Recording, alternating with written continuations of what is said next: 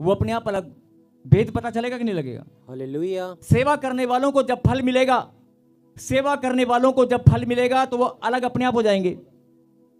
होंगे कि नहीं होंगे?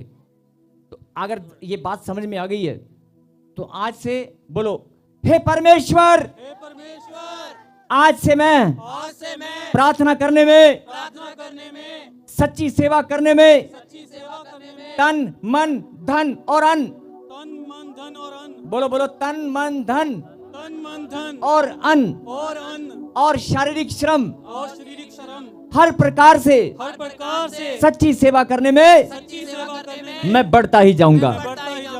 हे परमेश्वर, मुझे बल दे, मैं सेवा करने में, मैं परमेश्वर की सेवा करने में।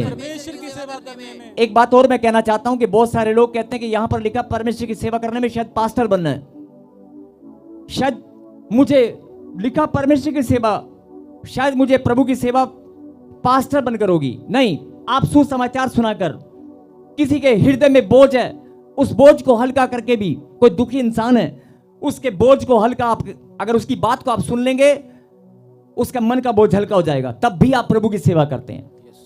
अगर कोई दुख में है, ध्यान से सुने बेटे, वॉइस कॉल थोड़ा, अगर कोई दुख में है, उसके हृदय में बड़ा बोझ है, अगर आप उसकी बात को 2 मिनट सुन लेते हैं, उसको बल देते हैं, हौसला देते हैं, उसको परमेश्वर का नाम बता देते हैं, उसका मन का बोझ हल्का हो जाता है, तो भी आप प्रभु की सेवा करते हैं। हालेलुया। फिर से कहें, हे परमेश्वर, मैं आपकी सेवा करने में, मैं परमेश्वर की सेवा करने में मैं बढ़ता ही जाऊंगा।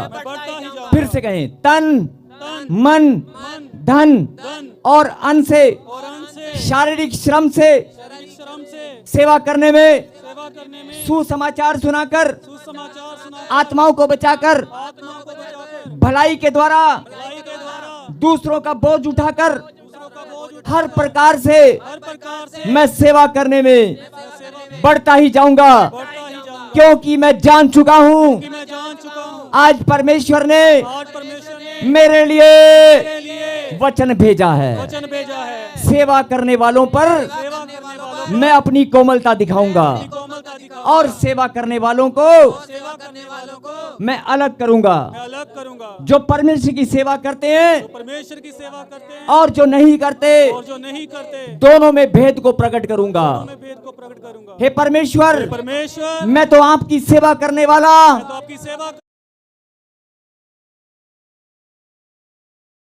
आपका बेटा हूं।